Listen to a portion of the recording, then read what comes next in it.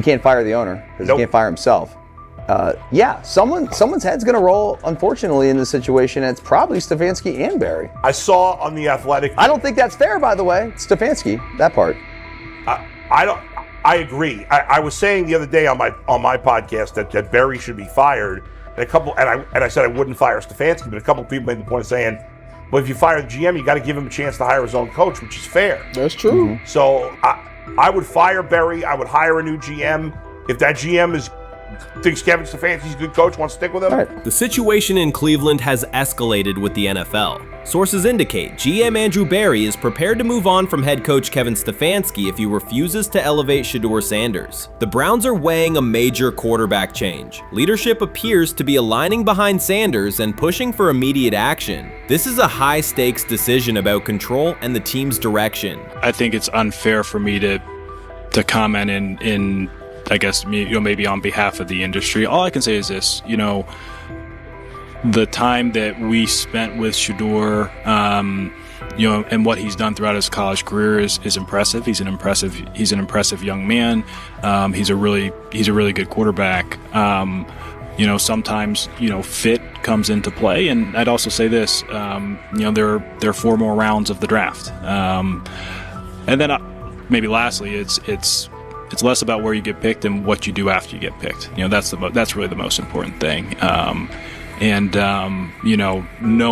to know him over the course of the spring, he has a ton of resolve. Andrew Barry appears to be at a breaking point. Pressure from fans and within the organization to play Shedeur Sanders is intensifying. Barry is pushing for a move towards Sanders, while head coach Kevin Stefanski remains cautious about altering the depth chart. The divide is clear. One side wants acceleration, the other a measured rollout. The organization is under heavy scrutiny, and the focus has shifted to when, not if, Sanders sees the field. Has the 4th highest odds of any head coach this season to be fired. He's clearly on the hot seat. It's been a discussion for really a couple of years now, dating back to last season's 3-win season. And he's always had kind of hot and cold seasons. And now the sports books are saying he's 4th on the list. Number 1 is Mike McDaniel of the Miami Dolphins, Brian Dable of the Giants at 2, Shane Steichen at 3, and there is Kevin Stefanski plus 650 to be fired. This has moved beyond tension to outright stubbornness. Rather than elevating Shedeur Sanders, the staff has chosen Dillon Gabriel. The current depth chart looks less like a forward plan and more like resistance to change. Fans have been clear about who they expect to see, yet the organization keeps delaying. Every week without a real evaluation of Sanders slows development and blurs accountability. Cleveland is choosing a conservative approach when a decisive decision is needed, sending a message of uncertainty to both the locker room and the city. Now being the 3rd-string quarterback for the Cleveland Browns, was that so much was made out of unbelievable. He actually made the team as the 3rd-string quarterback. Like that was a big deal. Like that was somewhat of a surprise to a lot of people. He should have been the first pick in the draft. Kevin Stefanski appears to be doubling down to validate his approach. Despite sustained demand from Browns fans to see Shedeur Sanders reflected in chants, merchandise, and constant discussion, he continues to keep Dillon Gabriel in front on the depth chart. The decision functions as an assertion of control rather than a response to momentum. Even with clear signals from the fan base, Stefanski is staying with Gabriel and delaying a full evaluation of Sanders. It is a deliberate choice to maintain his plan and pacing, not to accelerate change. Cleveland is prioritizing continuity over recalibration, keeping any transition to Sanders on hold. But yeah, I mean, the Browns are in a tough spot. They have wasted. You traded a ton of high draft capital to get Deshaun Watson. You've gotten nothing out of Deshaun Watson and missed an opportunity. Like, who knows who they would have drafted. Now, maybe they would have screwed up those picks and the Browns would still be in bad shape. Andrew Berry is likely frustrated watching Dillon Gabriel default to conservative throws while the offense stalls. From a football perspective, this appears to be the hill Kevin Stefanski is choosing to stand on. Keeping Gabriel ahead of Shedeur Sanders has limited the unit's explosiveness and prevented a full evaluation of a higher ceiling option. Drives end quickly, field position flips, and momentum is lost while Sanders remains on the sideline. Fan patience is wearing thin. Each ineffective series intensifies criticism and shifts scrutiny toward the coaching staff's criteria for the depth chart. With every additional snap for Gabriel, the decision reads less like an open competition and more like rigid adherence to a plan that isn't producing results. The optics are clear. A dynamic quarterback sits while a cautious approach keeps the offense in neutral. If this continues, accountability questions will grow inside and outside the building. What performance benchmarks keep Gabriel ahead of Sanders? When will Sanders receive first-team reps in live situations to allow a fair comparison? The front office must decide whether to preserve continuity or pivot toward a timely assessment of Sanders. The longer the current approach stays in place, the more it signals stubbornness rather than adaptation, and the more pressure mounts to realign the plan with on-field output.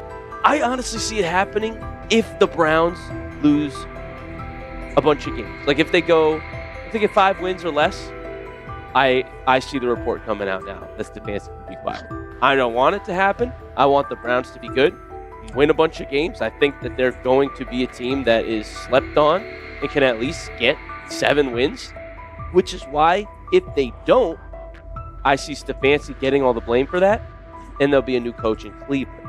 Because their players, to me, are there once again. We've talked about the incredible rookie class. The approach in Cleveland lacks consistency. One week, Andrew Berry signals he wants Shedeur Sanders on the field. The next, Dillon Gabriel gets the reps and the plan stays conservative. Through it all, Kevin Stefanski shows limited urgency despite pressure on his job security. Fans are asking for an offense that can push the ball, change field position, and produce points. Instead, the unit leans on short throws and cautious sequencing. Gabriel's play keeps the ceiling low and momentum static, while a full evaluation of Sanders is postponed. The result is growing frustration and a clear disconnect between the front office, coaching staff, and expectations in the stadium. The NFL tried to teach him and his father a lesson. You don't act like that. You don't talk like that before a draft. We'll show you how our game is played. We will watch you plummet all the way. I think he would have gone undrafted except for that owner in Cleveland. And he is the key to everything because he is something of an against-the-grain maverick owner. He's kind of a wannabe Jerry.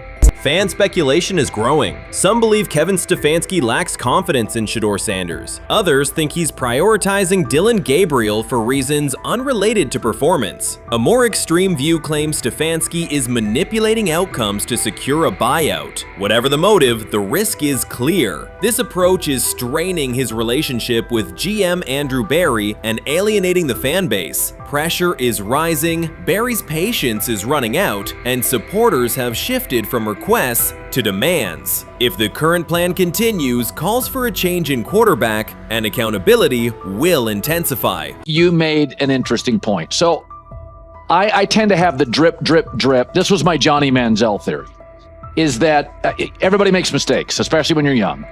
But if I see 2, 3, 4, 5, then you've got a plumbing issue. It's not just you didn't close the faucet. So there's about 6 pieces of video in college where Shedeur was a little bit of a brat, whatever. Then there's the legendary cringy draft room. Didn't love that as a B prospect.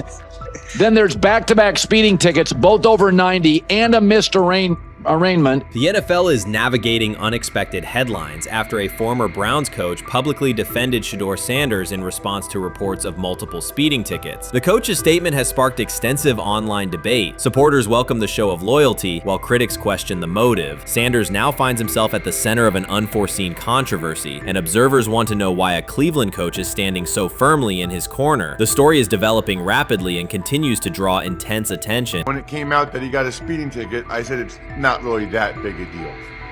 I feel very differently about it now. Over 40 miles an hour over the speed limit, less than 2 weeks after you just got a ticket. I don't know if that's entitlement or immaturity. There's got to be some teams that are feeling very good right now that they didn't draft him. Observers are focusing on Shedeur Sanders' recent speeding ticket, treating the violation as a measure of his character and sidelining his athletic, academic, and philanthropic accomplishments. The incident, driving 15 miles per hour over the limit in a borrowed Lamborghini, has drawn sharp criticism. In response, a former Cleveland Browns coach has taken the opportunity to comment, even though the franchise is widely viewed as unstable due to its frequent coaching changes and limited on-field success. By defending Sanders, he presents himself as an authority on discipline and leadership. The statement, coming from an organization seldom praised for stability, has nonetheless attracted considerable attention across the league. You want to defend him a little bit. I thought this was an interesting take. Yeah, I thought it was really interesting that you said you were out because of the speeding tickets. To me, that's such a minor thing. You were so high on him in terms of his completion percentage in OTAs, and I thought that was a little aggressive on your part. But with the speeding tickets, I got a speeding ticket the first night of the draft, my first year there. I thought maybe I'd get the benefit of the doubt, but they gave it to me anyways. As soon as the former Browns coach defended Shedeur Sanders, social media erupted with commentary, resembling the volume of draft night coverage. Posts and opinions appeared within minutes, and criticism escalated rapidly. Detractors amplified Sanders' minor speeding violation, while supporters argued that such reactions were disproportionate to a single traffic citation. Shedeur Sanders received 2 speeding citations, and the minor traffic issue quickly drew national attention. Before considering the former Browns coach's response, it is useful to clarify the facts. Sanders, son of Pro Football Hall of Famer Deion Sanders and a current college quarterback, was twice ticketed for exceeding the limit while driving a high-performance vehicle. Commentary on social media escalated rapidly, with critics framing the incident as a significant character concern, even as the league has historically tolerated far more serious legal transgressions. Stepping into the debate, a former Cleveland Browns coach, best known for a tenure filled with losses and contested decisions, issued a strong public defense. He argued that 2 speeding tickets should not define Sanders' reputation or overshadow his on-field talent and community work, urging a balanced assessment of the player's actions. I don't love it from a 5th-round draft pick. I don't love that it happened multiple times, but I do think that this is the first time he's been away from his dad, and there's gonna be some growing pains now. Would I sell my stock on it like you are? Not because of a couple speeding tickets, especially in light of the problems that Brown's quarterback room has had to deal with legally in the last few years. I mean, this is nothing. The debate quickly shifted from 2 speeding citations to broader claims about integrity, growth, and leadership. The former Browns coach framed the infractions as moments for personal development and urged observers to view them in context. Critics responded forcefully. Some called for disciplinary action, others questioned Deion Sanders' parenting, and a few sought to discredit the coach himself, despite his professional record already being widely analyzed across the league. The reaction underscores an apparent inconsistency in public standards. Fans often overlook on-field confrontations, heated sideline arguments, and other significant controversies, yet they treated Sanders' routine traffic offenses, speeding without evidence of reckless endangerment, as indicators of serious character flaws. If such minor violations were adopted as the primary measure of morality in professional football, many players would face similar criticism. Sports media amplified the story almost immediately. Television panels dissected Shedeur Sanders' decision-making, treating 2 speeding tickets as indicators of deeper character concerns. Networks aired detailed segments under banners such as red flags and road rage, repeatedly questioning whether the citations might affect his draft evaluation. Although Sanders is already regarded as a first-round prospect, analysts emphasize that NFL teams value discipline and legal awareness when forming final assessments. Many commentators overlook the fact that other high-profile players have faced more serious offenses without similar scrutiny. Throughout the coverage, the former Browns coach defended Sanders, portraying him as a talented quarterback subjected to disproportionate criticism in a culture that expects near-perfect conduct. His argument was thorough and methodical, asserting that the traffic violation should not overshadow Sanders' skills, work ethic, or future potential.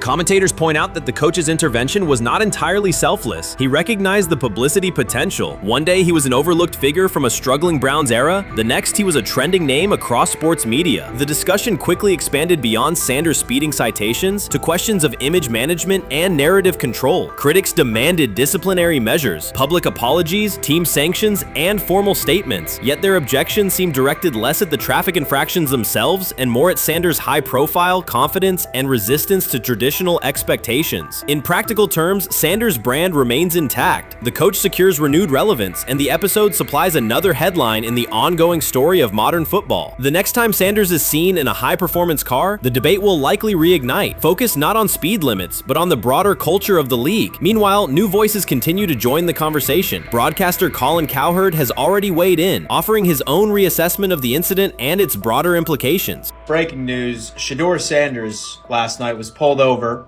going 100 miles per hour. All right, he clocked 101, 41 miles an hour over the speed limit in Cleveland. He will have the opportunity to fight the ticket in court. Now, I'm not exactly sure where he was pulled over, whether or not that it was in Ohio or whether or not that it was in his home state. But typically when you're going 40 over, that's flirting with the line of reckless driving. Folks, I gotta tell you, I don't understand what it is with these young men driving at absurd speed. Colin Cowherd's view of Shedeur Sanders shifted abruptly. Days after praising the quarterback's poise and skill, he appeared on air to declare that Sanders is overhyped, unfocused, and distracted by celebrity. The reversal was immediate, without any gradual reconsideration. Cowherd now frames Sanders' 2 speeding tickets as evidence of poor judgment, even though he has defended other quarterbacks facing far more serious off-field issues. The sudden, wholesale withdrawal of support leaves viewers questioning the consistency of Cowherd's criteria, and illustrates how quickly media narratives can change when minor incidents receive outsized attention. This is Okay. nothing. Okay. How much of this is, I mean, Jimmy Haslam has his hands all over Manziel, has his hands all over Deshaun Watson, admitted it, man enough to admit it. I saw the reaction in the draft room when they took Shedeur Sanders. It's pretty obvious it wasn't the coach and the GM's pick. How much is this team has 8 last place finishes in 13 years owning it. How much of this is we don't have a very good owner here like Washington, D.C. and the Commanders? Yeah, I didn't love the owner stepping in and saying, hey, you got to take this guy in the 5th round. And I doubt they'll ever admit to it. While Colin Cowherd urged teams to move on from Shedeur Sanders, former Browns coach Eric Mangini offered a more measured response. Mangini, whose tenure in Cleveland was marked by mixed results, used his platform to provide context rather than condemnation. Instead of sensationalizing the speeding violations, he encouraged viewers to consider Sanders' circumstances. A 21-year-old quarterback whose life is scrutinized both on and off the field. Mangini acknowledged that the tickets were mistakes, but emphasized that they do not by themselves define Sanders' character or future. He noted the extraordinary attention athletes receive today, combining the responsibilities of quarterback, public figure, and social media presence. Under such pressure, missteps are magnified, and criticism multiplies quickly. Mangini concluded that any evaluation of Sanders should weigh the totality of his behavior, performance, and growth, rather than isolate 2 traffic citations as decisive evidence of poor judgment. Many observers declared Deion Sanders was finished. They argued that his public style attracted unnecessary attention, that his health had deteriorated too far, and that his coaching career was approaching an abrupt conclusion. They misread his resolve. When speculation intensified, Sanders did not schedule a press conference or issue a formal statement. Instead, he released a short video recorded at his Texas home, walking alongside recording artist Lil Wayne. The footage established 2 facts. Although Sanders still walks with a limp, he remains active, and he intends to return to the sideline. Reports from USA Today and ESPN confirmed that Sanders had temporarily left Colorado to recover from a significant, undisclosed medical condition. He lost 14 pounds and missed several summer practices, leading to widespread debate about his future. Unofficial sources suggested complications related to previous blood clot issues, but no official diagnosis was provided. Throughout Sanders' absence, numerous media outlets framed his situation in crisis language, frequently questioning whether he would coach again. By comparison, when coaches such as Lincoln Riley paused their duties for health or family reasons, coverage emphasized understanding and patience, an imbalance that reflects a common difference in how high-profile black coaches are treated. Sanders' silence was not a retreat, it was a period of recovery. During rehabilitation, he relied on family, faith, and trusted colleagues, yet stayed connected to his program through brief online updates. The video with Lil Wayne demonstrated that he retained strong support from influential friends. countering narratives that portrayed him as isolated or on the verge of retirement. The visual evidence showed that his setback is temporary and that he remains determined to lead Colorado into the forthcoming season. Since accepting the Colorado position, Sanders has dramatically elevated the program's national standing. He first drew national attention to Jackson State and the broader HBCU football landscape, then moved to Boulder and transformed a one-win team into a central storyline in college athletics. His approach, combining hip-hop culture, direct communication, and open expressions of faith, has challenged conventional expectations for head coach behavior. Each step forward has been met with heightened scrutiny. His time at Jackson State was labeled a publicity stunt, his departure for Colorado was framed as abandoning HBCU culture, and his social media presence has been cast as distraction from traditional coaching responsibility. Critics often magnify Sanders' missteps and question his motives, while comparable actions by other coaches receive neutral or sympathetic coverage. Showings of enthusiasm from Brett Favre and disciplinary intensity from Nick Saban are celebrated as competitive passion, yet Sanders' displays of confidence are frequently labeled arrogance. The discrepancy illustrates deeper biases rather than differences in performance. Sanders' success challenges entrenched expectations of how a college football leader should look, speak, and act, especially a black coach who refuses to downplay his identity. During his convalescence, Sanders maintained close communication with his staff and athletes, reinforcing the standards he had established: discipline, accountability, and belief. The program's daily messaging continued to emphasize preparation and resilience, signaling that Sanders' influence persists even when he is away from campus. Athletes echoed his mantras during workouts, confirming that his leadership extends beyond physical presence. Sanders acknowledges the seriousness of his medical challenge, but has refused to let it define him. He has publicly discussed leaning on scripture and prayer, explaining that his purpose as a mentor, father, and coach extends beyond personal adversity. In that context, the video of him walking in the Texas sun was less a strategic media effort than a straightforward demonstration of continued commitment to his team and mission.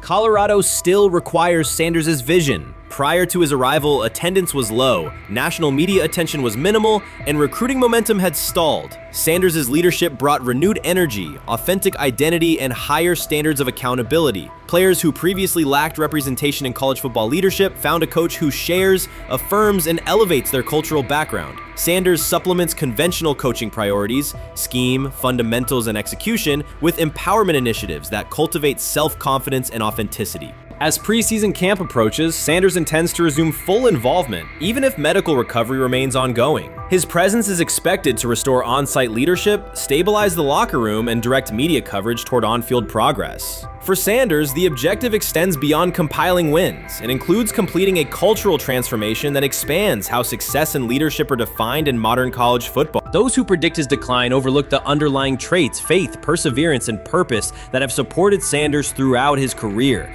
Doubts, rumors, and disproportionate scrutiny have followed him from playing days into coaching, and he has consistently responded with results. His current health setback is another obstacle, not a conclusion. The broader initiative he leads, centered on authenticity, opportunity, and high standards, continues. When Sanders returns to the sideline, it will mark the next stage of a movement he has guided from Jackson State to Boulder. The recent period of quiet has been strategic rather than passive. Instead of defending himself in daily briefings, Sanders focused on rehabilitation, remote program oversight, and family support. Each brief social media message reinforced a consistent theme: faith and preparation.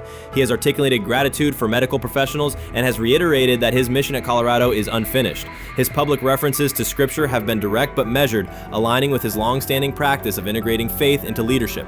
By walking through his ranch with Lil Wayne, Sanders signaled continuity. The clip underscored that influential supporters remain engaged, that Sanders' broader network values his vision, and that he remains capable of navigating physical challenges. The visible limp was not evidence of imminent retirement. Rather, it documented the reality of ongoing recovery and the resilience with which he approaches each obstacle. Colorado's athletic administration and football staff continue to affirm Sanders' program direction. Recruitment communications cite his established record in fostering cultural relevance and national exposure. Prospective athletes respond to a coach who presents a transparent path to development, both on and off the field. Current players refer to Sanders' coaching points with clarity, citing specific drills and expectations that remain unchanged during his absence. These indicators demonstrate that the core structures Sanders implemented are functioning, and that his return will be an amplification, not a restart. Criticism regarding Sanders' public persona often conflates media style with coaching substance. Analysis from opponents suggests that social media engagement dilutes football preparation, yet Sanders' staffs emphasize time management and delegation. Defensive and offensive coordinators handle in-game adjustments, while Sanders directs overall culture, recruitment, and leadership. He has articulated that visibility serves to amplify program accomplishments and enhance player opportunities, not replace strategic football planning. Some commentary has attempted to reframe Sanders' health issue as evidence that his coaching model is unsustainable. The argument ignores the documented health challenges faced by numerous coaches across levels of competition. For example, college coaches recovering from heart procedures or joint replacements have returned to successful seasons after appropriate medical clearance. Sanders' case follows a comparable trajectory. Medical complications require temporary separation, structured rehabilitation is prioritized, and a managed return is planned. Institutional medical protocols at Colorado dictate clearance requirements. Sanders will meet those before resuming full sideline duties. Colorado's players have expressed public confidence in Sanders' eventual return, citing regular virtual check-ins and continued accountability. Several athletes noted that positional meetings included recorded messages from Sanders reinforcing tactical goals and personal discipline. These details confirm that Sanders has remained actively engaged, albeit remotely, and that team culture remains aligned with his principles. Looking ahead, Colorado's schedule will attract national attention, both for on-field competitiveness and the storyline of Sanders' comeback. Analysts will evaluate how quickly he reestablishes day-to-day rhythm and whether his physical limitations influence practice oversight. Internal planning accommodates gradual escalation of responsibilities, with medical staff and strength and conditioning personnel contributing to phase reintegration. The broader significance of Sanders' return extends beyond Colorado. His visibility continues to challenge prevailing narratives about leadership styles and pathways in college athletics. By prioritizing authenticity, open articulation of faith, and cultural expression, Sanders offers a contrasting template to more conventional models. His eventual recovery and sideline presence will reinforce the argument that diverse leadership profiles can succeed in elite collegiate competition. In summary, rumors of Deion Sanders' coaching demise were premature. Verified reports confirm a substantial but temporary medical setback. He used the time away to focus on health, sustain program engagement, and rely on a support system anchored in family, friends, and faith. His recent public appearance demonstrated active recovery and reaffirmed his intention to resume leadership in Boulder. The forthcoming season will test Colorado on the field, but it will also underscore the durability of Sanders' vision, one that combines competitive ambition with cultural resonance. Observers who continue to question his longevity overlook the resilience and purpose that have defined his career. Sanders' return is imminent, and the movement he leads remains intact. Honestly, guys notice it more when you're out winning games, right? If Cleveland starts off in a bad start, they're not doing well, and all of a sudden Shedeur or Dylan Gabriel are doing well in 7-on-7. They're throwing dimes. In practice drills, the number one defense can't stop them. People take notice of that, and the more that the players see it, they're gonna then the comments start happening over the lunch table. They start happening throughout the building, and that's when the pressure really will get severe. The Cleveland Browns were focused on resolving their quarterback situation until Jason Kelce made pointed comments that triggered a strong reaction from ownership. The response inside the organization was immediate and intense. What exactly did Kelce say that has the dog pound on edge and the front office under pressure? We've seen that miserable game by the Cleveland Browns. So they throw Joe Flacco in there, and I like Joe Flacco. He did good, but they gave him the resource of all the first-team guys. Then they throw Dylan Gabriel in there with first teams and second teams. So Dylan always is getting protected. The same thing again, they gave this scrub max protection on every play. Yeah, he completed some passes, but let's talk about his mistakes. He's still inconsistent with his throws, but he at least had max protection. The Cleveland Browns continue to be defined by inconsistency and avoidable setbacks. Even as fans hoped the organization had turned a corner, Jason Kelce, fresh off retirement, offered a direct critique that reignited doubts about the team's direction. His remarks implied the franchise's structure and decision-making remain unstable and recent progress may not hold. The takeaway for leadership is straightforward. Identify core issues, align on a coherent plan, and execute with discipline. For supporters, it's another sign that the problems run deeper than a single season. They throw Shedeur Sanders in there with the lowest cab drivers you couldn't even get on 5th Street. And I'm pissed off, bro, because the play calling was abysmal. Look, even if you don't like Shedeur didn't even get a chance to be trash. Even if you think Shedeur is garbage, he didn't even get a chance to be garbage. That's how awful the offensive line was. Kevin Stefanski still doesn't want to give Shedeur second strings and first strings reps. Why is that? Browns ownership's response shifted from measured to urgent. The pattern is familiar in Cleveland. The team once treated Johnny Manziel as a franchise solution, retained Hugh Jackson for a second year despite results, and invested heavily in Deshaun Watson through a costly trade and contract. These decisions reflect aggressive but poorly aligned planning. The outcome has been continued instability instead of sustained progress. That this was the guy that they wanted to start. He's seasoned, he's experienced, he still has a big-time arm, even at his age, and they open with the Cincinnati Bengals. They wanted that experienced guy. He was always going to be the guy. They were not going to start Dylan Gabriel or Shedeur Sanders in week 1. Kenny Pickett had a hamstring injury. It makes it easy to go with Joe Flacco. And the question isn't and wasn't going to be who's the starter in Cleveland. The question is, who's going to be the backup in Cleveland? Who's going to be the number 2 quarterback when they open the season against these Bengals? Fans still show up season after season, expecting improvement and bracing for setbacks. The usual pattern has been early optimism followed by a gradual collapse. But last season was different. For a sustained stretch, the Browns looked organized and competitive, resembling a functioning team. Couple days, 3 days until roster cutdowns. How do you feel about that? Do you feel like you belong here on this team?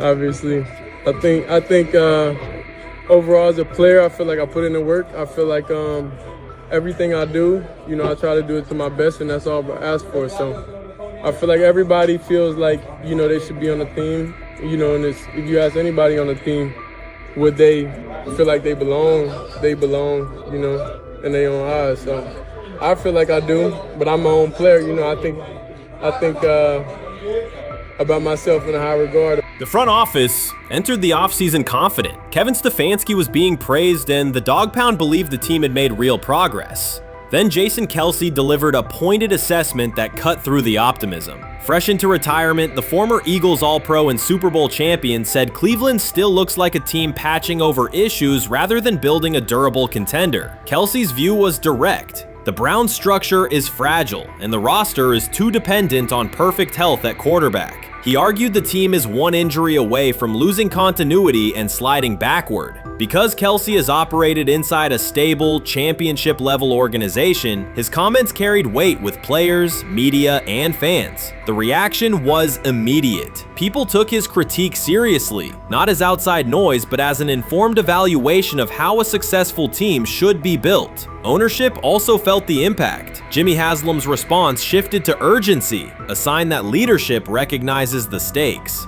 The criticism arrives in the context of prior high-risk decisions, especially the fully guaranteed $230 million commitment tied to Deshaun Watson. Watson has missed time and shown inconsistency when available, and the contract has constrained flexibility. Kelce's remarks highlight why depth, alignment between the front office and coaching staff, and a clear contingency plan at quarterback are non-negotiable. The takeaway is straightforward. Cleveland must convert last season's progress into a stable framework, protect the quarterback, deepen critical positions, and establish a plan that survives injuries and short-term setbacks. Without that, the games that fueled optimism will remain temporary. If you're a betting man, who do you think starts for the Browns at quarterback? Okay, this is the situation. Kenny Pickett, they actually traded for him. Joe Flacco, no one's bringing Joe Flacco in the building thinking Joe Flacco's going to be the starter. If Joe Flacco is your starter, you got a problem. You have a huge problem. And if they were saying Shedeur was the starter as the 5th rounder, you got a real problem too, because he passed over all these guys in these reps in the offseason in shorts, in bikini shorts, Speedos and stuff. Like, no. That kind of stuff. So I'm not that surprised. When you put down a 3rd round pick on a quarterback, you do believe he has a certain skill set. Jason Kelce stated the obvious. Cleveland committed to a quarterback who hasn't played at an elite level in years, and Joe Flacco's playoff run didn't change the long-term outlook. Ownership appeared more upset that the criticism was public than by the substance of the critique. Many fans agreed. They've seen this pattern before. Rosters age, injuries are inevitable, and when a single contract dominates the cap, one setback at quarterback can undermine the entire season. Kelsey's broader point was about structure. The Browns prioritized the high-cost, uncertain starter over depth and contingency. The late-season surge masked issues that remain: limited cap flexibility, thin depth at key positions, and an offense that lacks a credible Plan B. Fans recognize how quickly a strong defense can decline with injuries, and how an offense without redundancy stalls. The AFC North raises the stakes. Baltimore with Lamar Jackson sustains a top standard. Cincinnati with Joe Burrow returns to contention when healthy. Pittsburgh rarely slips below .500 under Mike Tomlin and wins with defense and consistency. In that environment, Cleveland can't rely on perfect health or peak form from one player. The path forward is clear. Diversify cap allocation, reinforce the offensive line and receiver depth, carry a legitimate backup plan at quarterback, and install a scheme that functions regardless of who is under center. Given what we saw yesterday with Shedeur Sanders, somebody on the Cleveland Browns is 100% getting fired, probably by the end of this year. The person who's probably going to end up getting fired is Kevin Stefanski, because I know that he didn't want Shedeur Sanders on the team. It was Andrew Berry who made that pick. You can't really go against your GM. Bad things happen in this situation. But Shedeur Sanders is not without fault for what we saw yesterday. This is the play that we saw yesterday that has the internet just exploding, where Shedeur Sanders took like a 24-yard sack. Half of the internet is saying that this is all Kevin Stefanski's fault. Cleveland showed progress last season, but the underlying concerns remain. Jason Kelce highlighted them directly. The Browns' long-term plan is fragile, cap-constrained, and overly dependent on perfect health at quarterback. His comments focused attention on structural issues, roster depth, continuity in coaching, and a sustainable offensive approach, rather than a single hot streak. That criticism resonated because it reflected what many around the league already see. Ownership's reaction underscored the sensitivity. Jimmy Haslam has presided over frequent coaching and quarterback changes, and external scrutiny carries weight when it comes from a respected veteran with championship experience. Kelce's remarks reinforce that last year's Joe Flacco stretch was a short-term solution, not a foundation. The team still needs a durable plan that can withstand injuries and inconsistency. The practical takeaway is clear: stabilize the system, diversify cap usage, and build depth at key positions so the offense functions regardless of who is under center. That includes a coherent development pathway for younger talent such as Shedeur Sanders, with defined practice reps, protection, and scheme alignment. Kelce didn't say anything outrageous. He articulated the gap between a brief surge and a credible long-term contender. I have the faith of a mustard seed.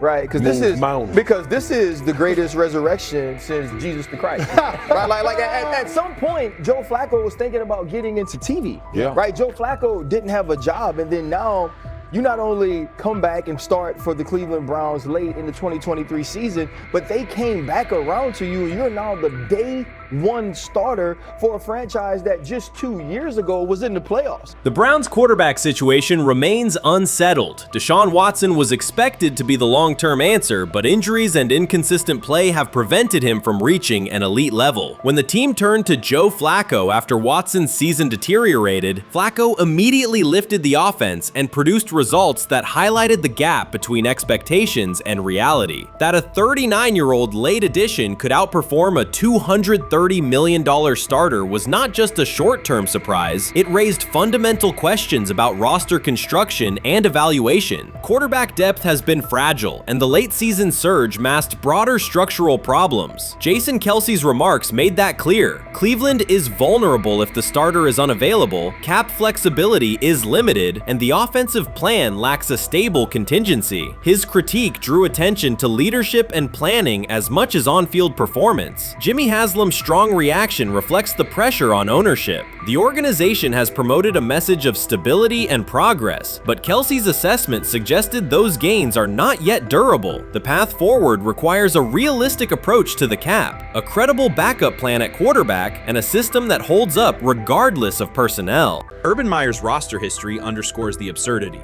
Meyer coached Aaron Hernandez, whose off-field crimes are well documented, along with other players entangled in assaults, academic misconduct, and more. Yet Feinbaum singled out Newton, a national champion, Heisman Trophy winner, and NFL MVP as the worst. This selective condemnation is not new. When Deion Sanders recently suggested implementing an NIL salary cap to restore competitive balance, Feinbaum dismissed the proposal and called Sanders a hypocrite rather than engage with the substance. The pattern repeats. Feinbaum routinely targets Cam Newton, Deion Sanders, Jameis Winston, Lamar Jackson, outspoken black athletes and coaches, while extending grace to figures such as Nick Saban, Kirby Smart, Dabo Swinney, or Tim Tebow under similar circumstances. Newton is no longer content to remain silent while others distort his story. In response, he laid out an accurate chronology, highlighting facts the commentary networks rarely repeat. One long-standing myth is that Newton was expelled from the University of Florida. He was not. Tim Tebow held the starting job unchallenged, and Meyer had no intention of displacing his star. Like thousands of athletes each year, Newton transferred to find a place where he could play. The move was strategic, not disciplinary. He is, with 3-2-2-5-3-17 to transfer to and more back, Meyer was. Critics habitually resurrect the 2008 laptop incident to tarnish Newton's entire career. Newton has acknowledged the mistake, but its relevance is overstated. The incident did not prompt his transfer, nor did it derail his trajectory. After leaving Florida, Newton enrolled at Blinn College, a Texas JUCO powerhouse, and led the Buccaneers to a national championship while posting dominant statistics. That performance earned him the opportunity to transfer to Auburn. At Auburn, Newton produced one of the most extraordinary single seasons in collegiate history. More than 4,000 yards of total offense,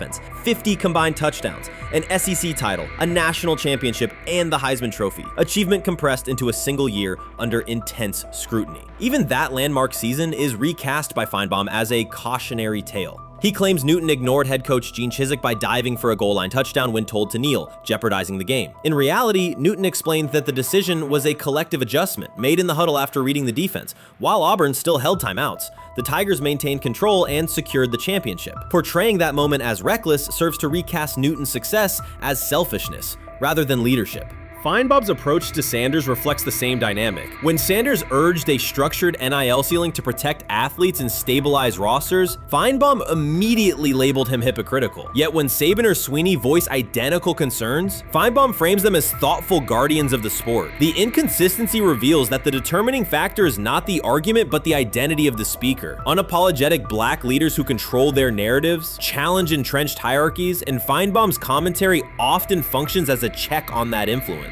Newton countered Feinbaum's latest attack with a concise statement. "You're lying, Paul. Please stop." Behind those words lay a broader indictment of the media machinery that weaponizes half-truths. By calling Newton the worst player Meyer coached, Feinbaum was seeding doubt among fans, front office evaluators, and future historians. Newton, now an established media presence and entrepreneur, no longer depends on traditional outlets to correct the record. He reminded audiences of three essential truths. He departed Florida on his own terms, he led Auburn with support from coaches and teammates, and he captured every major accolade available in college and professional football without conforming to prescribed expectations. An unspoken rule lingers in American sports discourse. Black athletes may excel, but must do so quietly, gratefully, and without highlighting systemic inequities. Newton broke that expectation early by celebrating with unreserved joy, answering questions candidly, and refusing to minimize his personality. For some commentators, that confidence is reinterpreted as arrogance. Feinbaum's repeated attempts to undermine Newton follow a familiar script of policing behavior rather than analyzing performance. Yet, legacy rests not in a pundit soundbite, but in tangible achievements and public memory.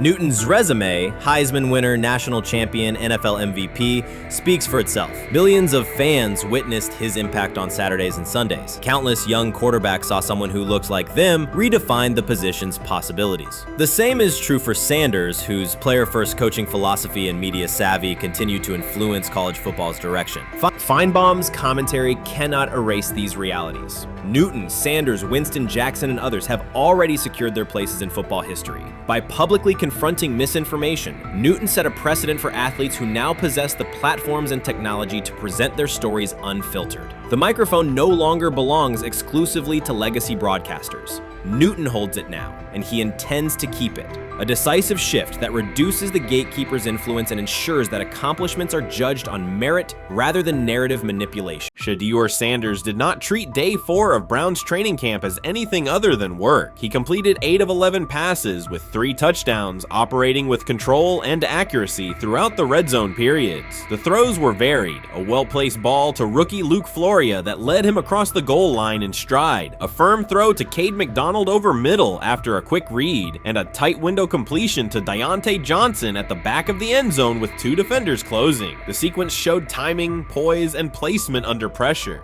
While national attention centered on Joe Flacco's underneath completions and Kenny Pickett's option and rollout periods, Sanders produced scoring plays on schedule. The performance was not the product of broken coverages or end-of-period reps. It came within structured work with defenders in position and the offense executing standard progressions. The accuracy rate, 8 completions on 11 attempts, reflected consistent mechanics and decisions. The operation was steady from huddle to snap to finish. Despite that session, the distribution of first-team snaps did not change. Camp logs indicated that Pickett and Dillon Gabriel continued rotating with the starters, while Sanders remained primarily with the second unit. With the first preseason game approaching, that choice drew more attention from observers who expected productive days to be followed by expanded opportunities. The question surfaced again: what additional evidence is required to evaluate Sanders with the top group? The 3 touchdowns illustrated different aspects of his profile. On the throw to Floria, Sanders used a measured trajectory to lead the receiver away from contact and into the end zone. On the ball to Johnson, he identified leverage, held the safety with his shoulders, and delivered to a precise spot at the back line. On the throw to McDonald, he eliminated the first read, reset, and drove the ball into the window before the hook defender could squeeze it. Each score reflected a particular tool: anticipation, manipulation, and velocity within standard timing.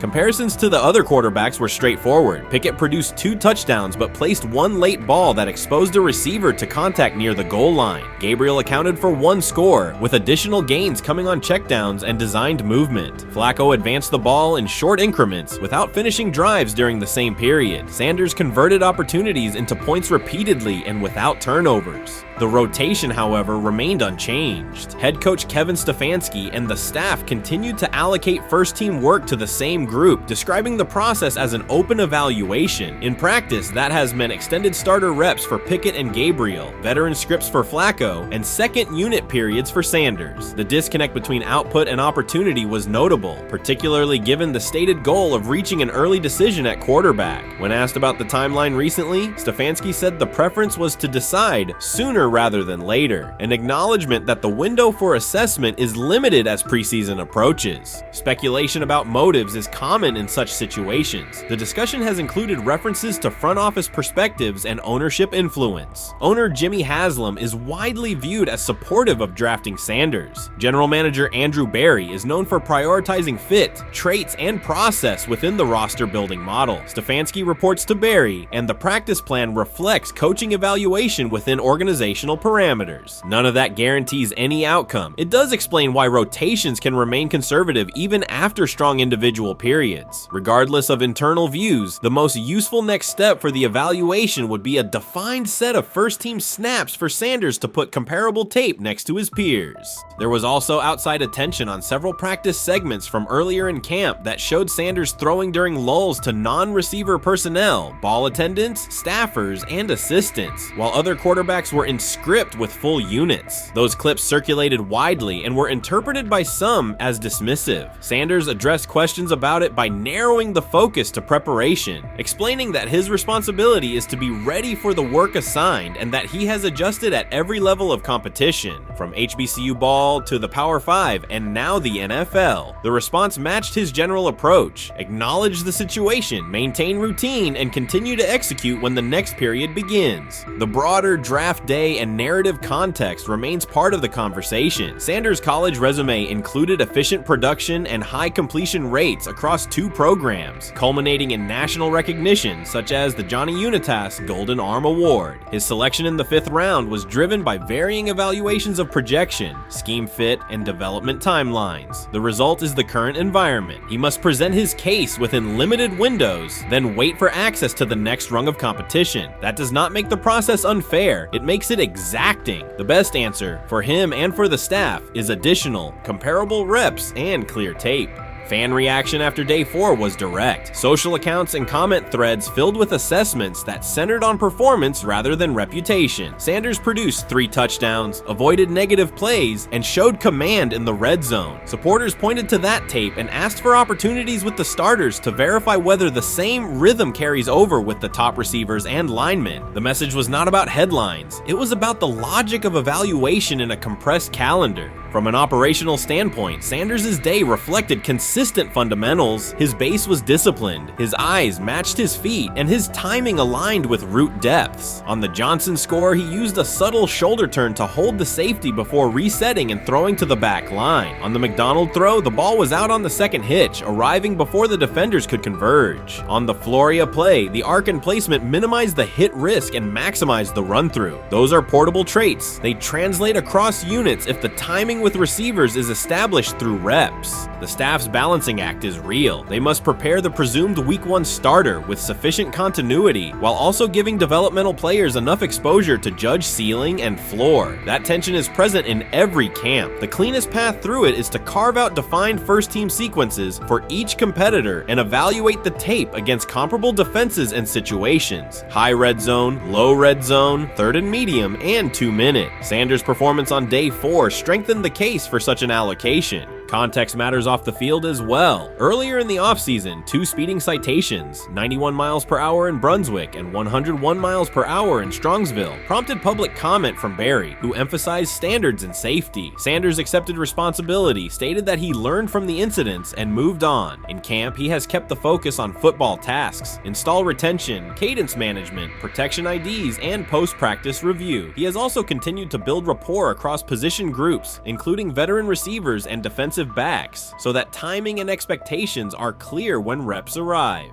None of this diminishes the experience of the veterans in the room. Flacco has decades of film, Pickett has multiple seasons of NFL starts, and Gabriel brings mobility and a defined collegiate profile. It does, however, underscore the purpose of camp, to align decisions with current performance. Sanders produced the most efficient scoring period of the day. The next logical step is to see that operation with the starting unit, document the results, and compare them to the other candidates under the same conditions. The preseason opener will compress timelines further. Install packages expand, and coaches begin to narrow personnel groupings. If the objective is to identify the quarterback who can operate the offense most cleanly on Sundays, then structured exposure now will give the staff better information later. A small but deliberate set of first-team snaps for Sanders, scripted early downs, a 3rd down sequence, and a red zone series would provide data without disrupting broader preparation. Until that occurs, Sanders can only continue to control process and execution. Day 4 showed what that looks like when opportunities align. Efficient reads, disciplined mechanics, and finishes in the end zone. He did not seek attention for the sequence. He put it on tape. If the evaluation remains consistent with the stated competition, comparable snaps should follow. If they do, the staff will have a clear, side-by-side measure. If they do not, the question from observers will remain the same. What more needs to be seen to justify the look?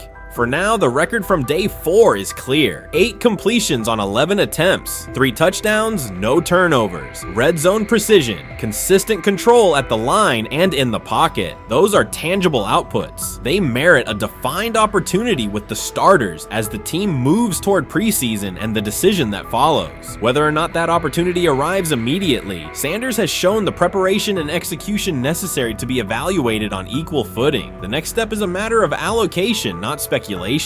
The 2025 NFL Draft was expected to be Shedeur Sanders' moment. Many projected him as a top 10 talent and a headline quarterback in one of the most discussed college football storylines in years. Instead of walking across the stage on the first night, he waited through 3 days without a call. There was no celebration, only silence. When the phone finally rang at pick no. 144 in the 5th round, it was the Cleveland Browns. With that selection, the financial outlook changed dramatically. The Sanders family believed believes this was not a typical draft slide, but the result of coordinated action. They are pursuing a $100 million lawsuit alleging collusion across parts of the league. In the months before the draft, Sanders was consistently discussed among the top quarterbacks in the class. Television and digital analysts praised his poise, accuracy, leadership, and command. Scouts highlighted a 74.1% completion rate, record-setting stretches at Colorado, and his rise from an HBCU star to a national figure. Consensus expectations placed him in the first round or early second. Draft night unfolded differently. As picks accumulated, there was little indication that his name would be called. The atmosphere at his private gathering shifted from anticipation to doubt. When the Browns selected him late on day 3, projections for his first contract dropped from an estimated range in the mid-$30 million to approximately $4.6 million,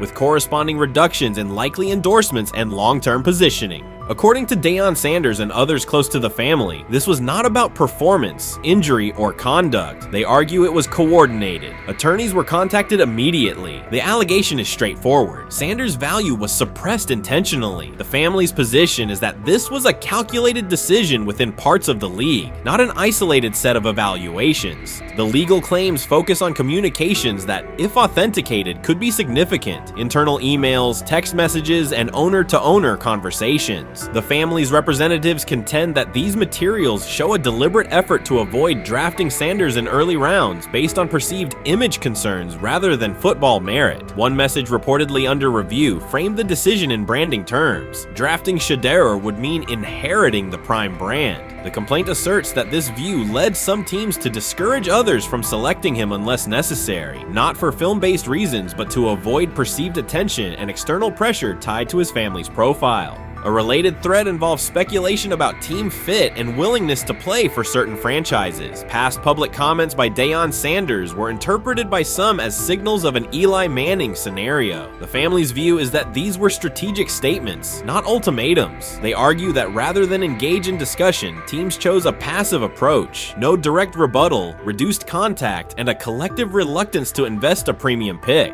If phone records and written communications corroborate coordination, these items could become central exhibits. Media tone shifted as the draft neared. Coverage that had emphasized production and leadership began highlighting intangibles, interviews, and perceived coachability. Anonymous sourcing appeared in multiple outlets, with claims that Sanders skipped combine drills out of arrogance, bristled at film critique, or told one club, "Maybe I'm not the guy for you," after a tense session. A widely cited line, "Nobody wants a celebrity backup quarterback," was voiced by Colin Cowherd and circulated as shorthand for risk. The Sanders legal position is that these narratives did not arise organically, but reflected a coordinated leak pattern that undermined his market value. The family's contention is that this was primarily about control and compliance rather than football ability. They point out that Sanders did not fail a drug test, was not suspended, and did not produce poor athletic testing. His college resume included elite stretches and significant program elevation at 2 stops. The legal claim asserts that the league's power structure resisted a high-profile player aligned with a high-profile parent coach and an independent media presence. The allegation is that teams sought to avoid the perceived complexity that would come with selecting him early. The financial impact is a core component of the damages claim. Had Sanders been selected late first or early second round, projected 4-year compensation would likely have fallen between $30 to $35 million,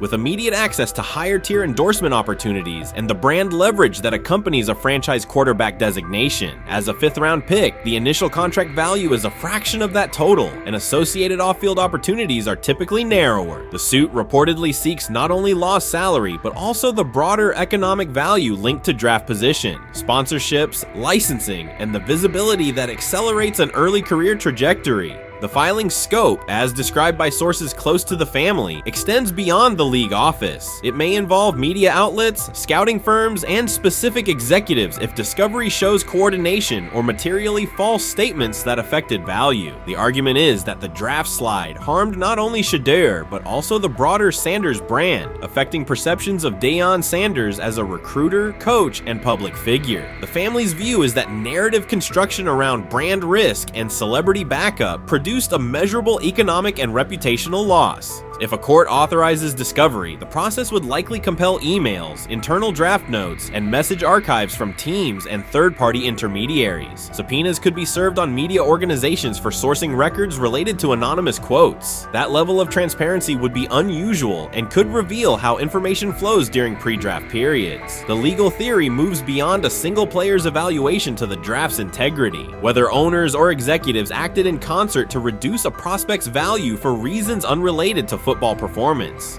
The league has not publicly addressed these specific allegations. Background comments from executives characterize the claims as overreach. The family's camp maintains they have documentation sufficient to proceed. The comparison points referenced by observers include Deflategate, Spygate, and the Colin Kaepernick grievance, not because the facts are the same, but because of the potential scope, policies, practices, and the balance of power between the league and individuals challenging its processes. Another dimension of the dispute involves how the NFL perceives Deion Sanders, Coach Prime, and the autonomy he promotes. He built a large media footprint around his programs at Jackson State and Colorado, elevated his players' profiles, and spoke openly about fit and leverage. The family contends that this visibility, combined with statements about preferred destinations, triggered resistance. The complaint frames the response as a preference for compliance and predictability over independent branding and public negotiation. The suit also addresses the pre-draft decisions that critics point to: skipping the Senior Bowl, declining full workouts at the NFL Scouting Combine, and candid interviews about team fits. The family characterizes these as strategic choices commonly made by top prospects, not evidence of entitlement. Their view is that similar decisions by other players did not produce the same narrative because those players fit more comfortably within league expectations. The risk calculus is clear. Bringing a suit of this magnitude invites professional consequences. The family acknowledges that some within the league may react negatively. Their position is that the principle at stake, transparent and fair valuation, warrants the risk. The message they intend to send is that manufactured narratives and coordinated devaluation should face scrutiny, particularly when they affect earnings, opportunity, and reputation. If the case advances, several outcomes are possible. The court could find insufficient evidence of coordination, limiting the scope to individual judgments protected as opinion. It could also find enough to proceed to broader discovery, which would have implications beyond one player, including potential changes to how teams document evaluations and how media handle anonymous sourcing close to the draft. Agents might push for reforms, including clearer guardrails around leaks and standardized prospect communication records. For now, Sanders is working within the Browns structure. He has avoided public escalation beyond confirming focus on preparation and development. The lawsuit is a separate track managed by counsel. This dual approach, professional routine on the field and legal action off it, reflects the family's strategy. They intend to contest the process they believe harmed him while meeting club expectations day to day. The core allegations remain consistent across their statements. A talented quarterback saw his draft value suppressed by coordinated behavior tied to branding concerns and public positioning rather than football merit. Media narratives amplified that shift, and the result was a substantial, quantifiable loss. The remedy sought includes compensation and a measure of accountability that could deter similar conduct. Whether the claims are ultimately proven will depend on documentation and testimony. If emails, texts, and call logs substantiate coordination, the impact could be significant, prompting policy review around pre-draft communications and media engagement. If not, the case may narrow to disputes over opinion, perception, and the gray areas of scouting. Either way, the filing signals a willingness to confront entrenched practices and to test in court how far the process extends beyond film and interviews. This situation has moved from speculation to litigation. It addresses control, image, and power in a system that influences careers and compensation. It also underscores how public narratives can shape market outcomes. Sanders' path now has two tracks: earning opportunities on the field in Cleveland and seeking redress off the field for what the family views as an avoidable and orchestrated loss. The questions at stake are larger than one draft slot. They touch on how the league values independence, how information is weaponized, and what recourse exists when a player believes the evaluation moved from football to optics. The answers will emerge through practice reps and, potentially, through discovery and a courtroom record. What it is that they're doing is they're treating Shedeur Sanders like a fifth-round pick. Right? We're not covering every fifth-round pick in the NFL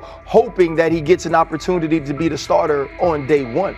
We felt like, oh my goodness, they got a diamond in the rough. Shedeur Sanders fell to the 5th round. They felt like they evaluated him there, and that's where they picked him. And they're playing the guy that they picked in the 3rd round over him because they evaluate him at a higher level than what they do Shedeur Sanders. And I get it. The Cleveland Browns are once again creating problems of their own. Their latest misstep centers on Shedeur Sanders. Ryan Clark and Dan Orlovsky have both noted that Cleveland is repeating the same mistakes. The team spent valuable draft capital and is now undermining that investment. This reflects a persistent issue in the organization's decision-making. It's not just a football decision, it's a pattern of self-inflicted setbacks. Habits and some of the traits that we saw show up in college were very prevalent this past weekend against the Rams.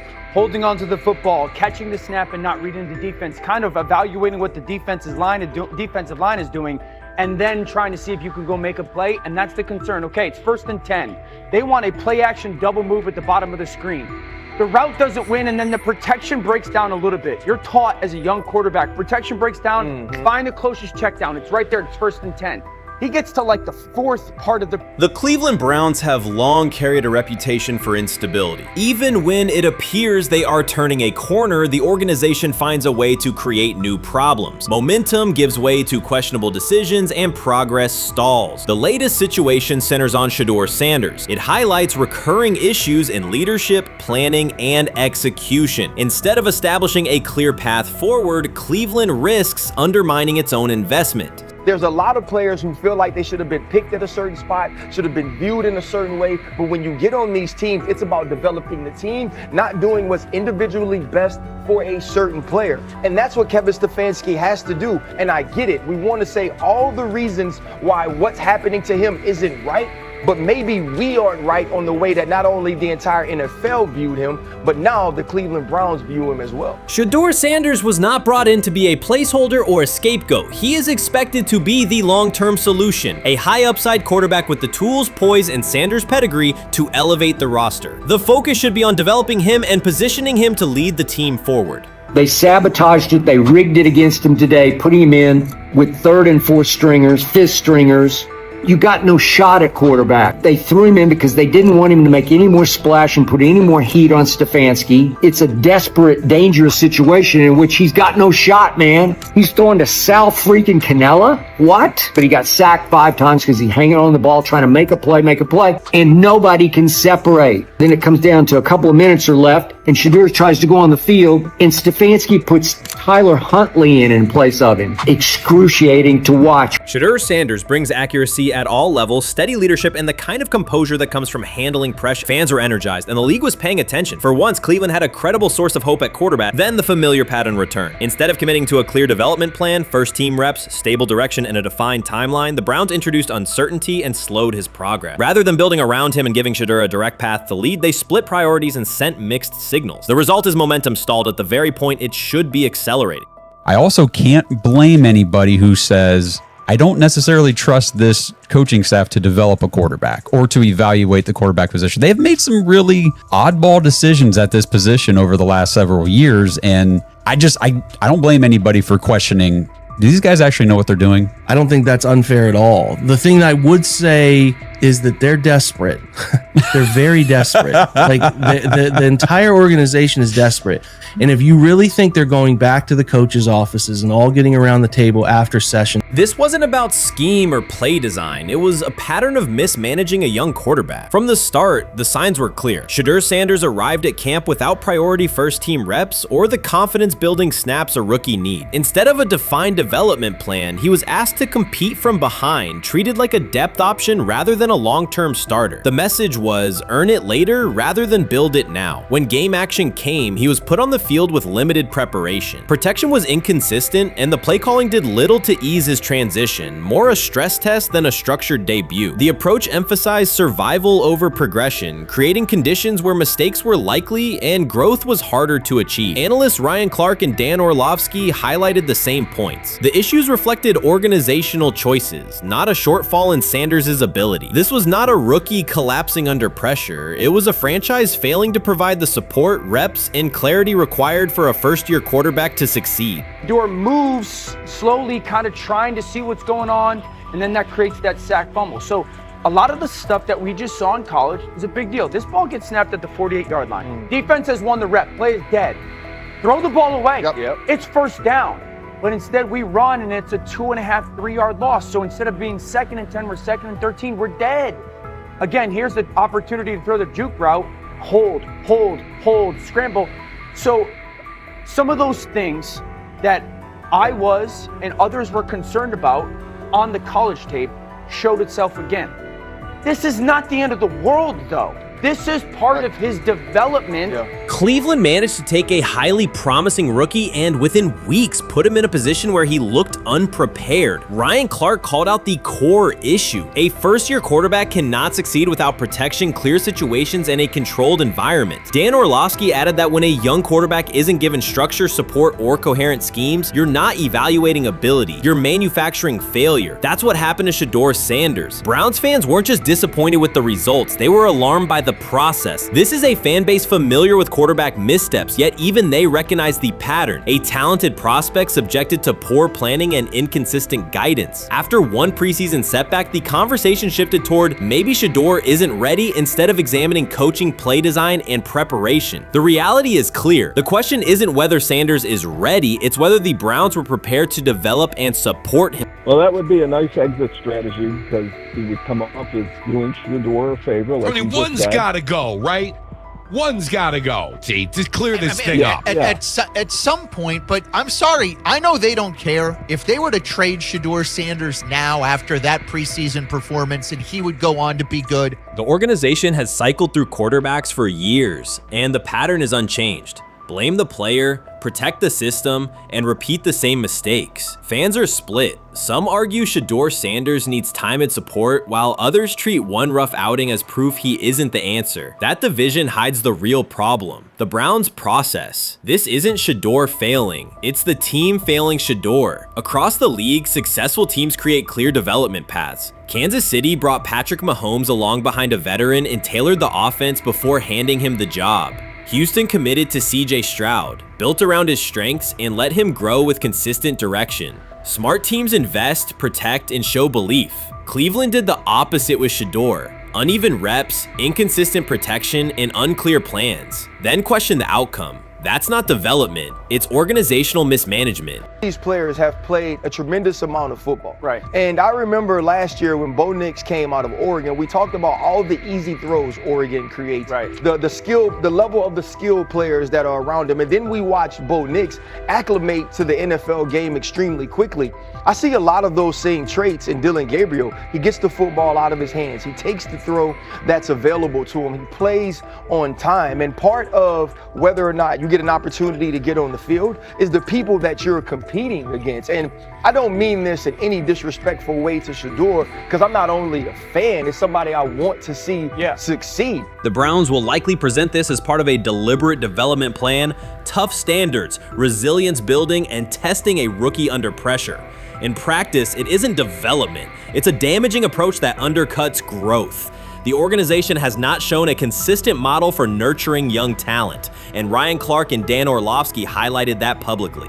After Shedeur Sanders stumbled in a preseason game, the reaction was immediate. Headlines, polarized fan takes, and sweeping conclusions about his readiness. The front office offered little acknowledgement of the conditions he was placed in. Clark's point was direct. You do not evaluate a rookie by how he looks in a setup designed for failure. You evaluate him when he's properly supported. Orlovsky explained how poor coaching choices, protection, sequencing, and role clarity can quickly erode confidence and stall development. The issue was not Sanders' ability, it was Cleveland's process, which appeared disorganized and unprofessional for an NFL operation. I'm about to unleash about Shedeur Sanders. I just watched what happened to Shedeur Sanders in the Cleveland Browns' third and final preseason game. And I'm outraged, I'm sickened, and I'm saddened. By the way, Shedeur continues to be treated in the National Football League now by those sorry-ass Browns and sorry-ass Kevin Stefanski. The Cleveland Browns are once again mishandling a promising quarterback. Skip Bayless criticized the organization for failing to develop Shedeur Sanders and for misusing his skill set. He argued that the team's decisions are undermining Sanders' progress and turning a major investment into a cautionary example. Bayless pointed to inconsistent usage, questionable play calling, and a lack of clear direction as key issues limiting Sanders. He said the Browns need a defined development plan and stronger support if they expect Sanders to succeed. Skip Bayless delivered a direct, critical assessment this week. After seeing Shedeur Sanders in a Browns uniform, he argued that Cleveland is mishandling the quarterback and undermining his development. Bayless said the team's approach shows poor planning and inadequate support around Sanders. He dismissed excuses about strategy and emphasized the need for better coaching, deployment, and protection. In his view, the Browns are setting themselves up for problems before the season begins unless they establish a clear plan for Sanders. Given the team's recent decisions, his reaction is understandable. Cleveland has a history of inconsistent quarterback development. Shedeur Sanders is a premium prospect, the son of a Hall of Famer, a proven college performer, and a widely recognized figure. The organization should prioritize his reps, protection, and a clear development plan, not place him behind Dylan Gabriel as if he were a secondary option. But I'm going to answer this question by saying Shedeur Sanders, and I'm going to tell you why. I think he's being set up to fail. That's right, I'm going to say it. Okay. Here we are on national television, right? There's been 11 practices, if I remember correctly. He's been starting against he's been playing against the third unit. He's fourth on the depth chart. And then suddenly you throw him into the start line, and he hasn't had any reps for the first team at all. Think about that. So you're just gonna throw him to the wolves like that, huh? I mean, you know, if he had first team snaps in practice. Yet here we are. Cleveland has one of the most publicized prospects and is handling him like a depth piece. The broader issue is the franchise's long record of quarterback instability and inconsistent development. That history colors every move they make. When the Browns draft a quarterback, fans don't anticipate a long-term answer. They brace for another reset. Shedeur Sanders should be treated as a priority, not as an afterthought behind Dylan Gabriel. Let's give him a chance. Let's give him a chance with the play calling. You know you have an offensive line that isn't playing that well. So what do? Why not just play the short game so he can get the ball out of his hands very fast to run a competent goddamn offense? Outside of that, Shedeur has to be better in understanding that the offensive line that you're working with right now is not adequate. Why not allow the players that are competing for a job, in this instance, Shedeur Sanders, to finish off the 2-minute drill? When Browns fans see another quarterback selected, they brace for another setback. The franchise's recent history, from Johnny Manziel's failed stint to the rocky handling of Baker Mayfield, reflects inconsistent development and short-term decision-making. Against that backdrop, Skip Bayless's reaction to Shedeur Sanders on Cleveland's roster was blunt. He argued the team is already mishandling a premium prospect by treating him as a secondary option instead of a centerpiece for the future. Bayless's position is straightforward. Sanders is not just a name, he brings proven college production, leadership traits, and significant visibility that can strengthen both the offense and the organization's broader profile. Burying him on the depth chart behind Dylan Gabriel signals a lack of a clear development plan and wastes early momentum. Instead, Bayless contends, Cleveland should establish a defined pathway. First-team practice reps, protection and personnel tailored to his strengths, deliberate play calling that accelerates processing, and measured in-game opportunities that build confidence and execution. In his view, the Browns need alignment from the front office to the coaching staff to prioritize Sanders' growth. Continuing to treat him like a depth piece risks repeating the same cycle that has undermined previous quarterbacks. Committing to a coherent plan gives Sanders and the franchise a realistic chance to convert potential into sustained performance.